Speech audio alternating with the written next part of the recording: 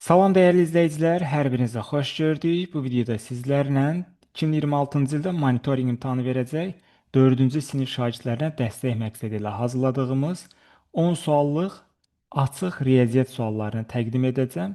Bir növ özünü yoxla xarakterlidir. Yəni şagird videonu saxlayaraq özü müstəqil formada sualın cavabını tapıb, sonra mənim izahımla doğru yoxsa yanlış yazdığını müəyyən edə biləcək. Açıq tipli suallar imtahanlarda çox önəmlidir. Yəni şagirdlər də müstəqil formada açıq suallara vərdiş etməlidirlər ki, imtahanda bu tipli çətinlikləri olmasın. Dəyərli izləyicilər, ilk növbədə xahişim budur ki, videomuzu bəyənirik, ətrafımızda olan digər insanlarla paylaşırıq ki, digər məlumat olmayan şagirdlər də məlumatlı olsunlar və bu videolardan faydalansınlar. Əlavə olaraq kanalımıza abunə deyilsinizsə, abunə ol düyməsinə toxunuruq ki, növbəti vaxtlarda yeni videolar yüklənən zaman sizə də məlumat gəlsin. Birinci sualımızdan başlayırıq. Hansı ədədin 5-də 2 hissəsi 140-ın yarısına bərabərdir? Qeyd etdiyim kimi videonu saxlayırsınız, cavabı müstəqil formada özünüz tapırsınız, sonra mənim izahımla doğru cavabı müəyyən edirsiniz. Yəni doğru yoxsa yanlış yazdığınızı tapacaqsınız. Hansı ədədin 5-də 2 hissəsi 140-ın yarısına bərabərdir? 140-ın yarısı deyəndə 70 nəzərdə tutulur. Yəni istənilən ədədin yarısı zaten həmin ədədi 2-yə bölmək deməkdir. İndi hansı ədədin 5-də 2 hissəsi 70 edər? Hissəsinə görə də tapmaqdır. 70-i 2 yerə bölüb 5-ə vurmaq lazımdır. 70-i 2-yə böləndə 35 düşər. 35-i də 5-ə vursam, olacaq 175. Deməli, sualımızın doğru cavabı 175-dir. Vizual olaraq, yəni şəkil vasitəsilə də bunu təsvir edim, sizə tam aydın olsun.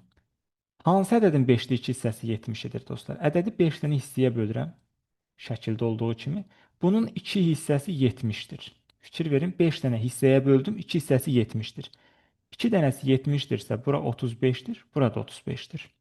Əlbəttə ki, bütün hissələr bərabərdir. Buna görə digərləri də 35 olacaq. Yəni 35 vurulsun 5 buradan alınır. İkinci sual. Qızı dünyaya gələndə ana 25 yaşında idi. Ananın 40 yaşı olanda qızı neçə yaşında olacaq? Yaş məsələsi imtahanda həmişə düşür. Qızı dünyaya gələndə ananın 25 yaşı olubsa, deməli ana qızından 25 yaş böyükdür. Ananın 40 yaşı olanda, deməli 25, 40. Arada neçə il fərq var? 15 il. Həmin vaxtı qızın neçə yaşı olacaq? Əlbəttə ki, 15 olacaq. Niyə? Çünki ananın yaşı 25-dən 40-a çatana qədər 15 il keçib. Və ananın 25 yaşı olanda qız yeni dünyaya gəlmişdir. 40 yaş olana qədər onun da 15 yaşı olacaq. Doğru cavab 15-dir. Üçüncü sualımız tənliklə bağlı. Tənliyi həll edin. 3 vurulsun, x çıxılsın 1 bərabərdə 18. 3-ü nəyə vursam 18 edər?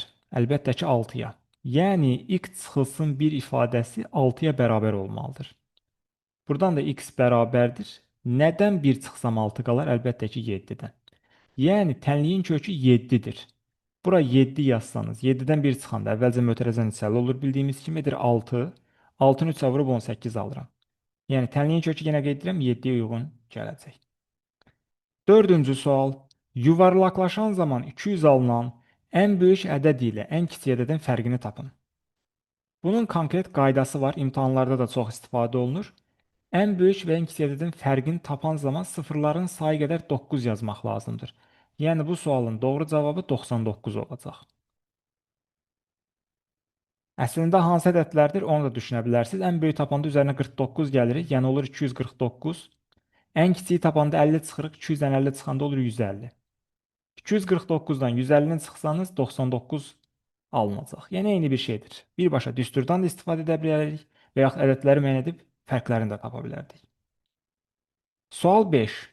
3 milyon 335 üzr istəyirəm, 3 milyon 135 ədədinin yazılışında neçə ədəd sıfır rəqəmi var? 3 milyondur. Fikir verin, milyonluqlara sadəcə 3 yazacağam. Minliklər və təkliklər sinifləri olacaq. Minin adı çəkilirmi burada? Xeyr. Adı çəkilmirsə yerlərinə sıfırlar yazmaq lazımdır. Bir də 135 var. Burada 135 yazırıq. Bu ədədin yazılışında, yəni 3 milyon 135 ədədinin yazılışında neçə ədəd sıfır var? 3 dənə sıfır var. Yəni sualımızın doğru cavabı 3 olacaq. Sual 6. 4328 ədədində 4 rəqəminin mərtəbə vahidini tapın. Mərtəbə vahidi rəqəmdən asılı deyil. 8-in mərtəbə vahidi 1, 2-nin mərtəbə vahidi 10, 3-ün mərtəbə vahidi 100, 4-ün mərtəbə vahidi isə 1000 olacaq. Yəni bir var mərtəbə qiyməti, bir var mərtəbə vahidi. Burada vahid soruşur, mərtəbə vahidi 1000-ə bərabərdir. Sual 7. Rəqəmləri eyni olan ən böyük 3 rəqəmli cüt ədədi tapın. Rəqəmlər eyni olmalıdır, ən böyük olmalıdır, 3 rəqəmli olmalıdır və cüt olmalıdır. Dostlar, cüt olması üçün ən böyük cüt hansıdır? 8.